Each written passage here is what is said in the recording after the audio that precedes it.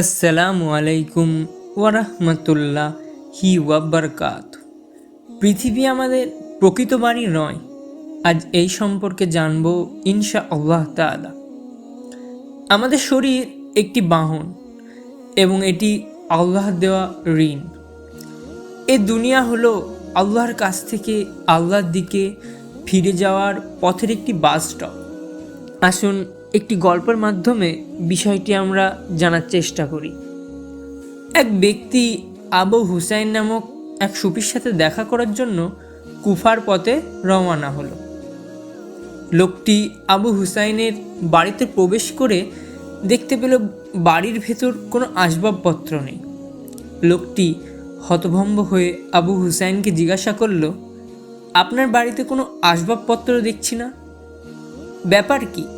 আবু হুসাইন হেসে বললেন, আচ্ছা তুমি আগে বলো, তুমি এত দূর এসেছ, সাথে কোনো আসবাবপত্র আনোনি কেন? লোকটি জবাবে বলল, আমি তো কেবল পথিক মাত্র, আসবাবপত্র দিয়ে আমি কি করব? এবার আবু হুসাইন জবাবে বললেন, আমিও তো এই দুনিয়ায় কেবল একজন পথিক।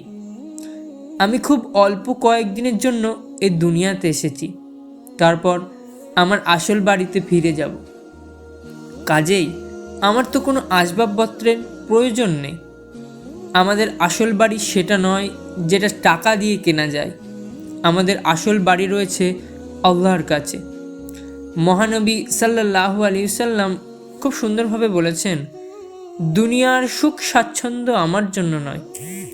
দুনিয়াতে আমি একজন পথিকের ন্যায়, যে একটি গাছের ছায়ায় বিশ্রাম গ্রহণ করে এবং অতঃপর তার নিজস্ব পথে চলে যায়। অনেক স্কলার মানুষের জীবনের সংক্ষিপ্ততার বর্ণনা এভাবে দিয়ে থাকেন, যখন মানব শিশু ভূমিষ্ঠ হয় তখন তার কানে আজান দেওয়া হয়, কিন্তু কোনো নামাজ অনুষ্ঠিত হয় না। মানুষ যখন মারা যায় তখন আজান দেওয়া হয় না, কিন্তু তার জানাজার নামাজ অনুষ্ঠিত হয়। এর কারণ হলো এই যে মানব শিশু ভূমিষ্ঠ হওয়ার সময়ে দেওয়া আজানের নামাজ অনুষ্ঠিত হয় তার মৃত্যুর সময়।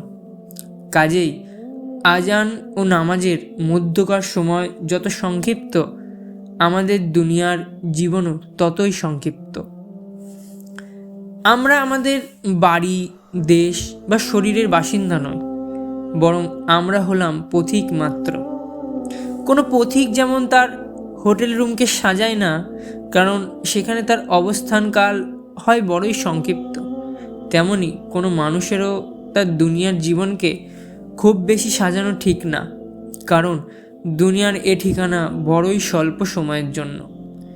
বরং আমাদের রূহকে সাজানো উচিত সৎ কর্ম দিয়ে, কেননা সৎ কর্মই হলো একমাত্র মুদ্রা যা সময় ও স্থানকে অতিক্রম করে পরকালে আমাদের সাথে গিয়ে মিলিত হবে। অতএব নশ্বর দুনিয়ার জন্য নয়, বিনিয়োগ করতে হবে অবিনশ্বর পরকালের জন্য।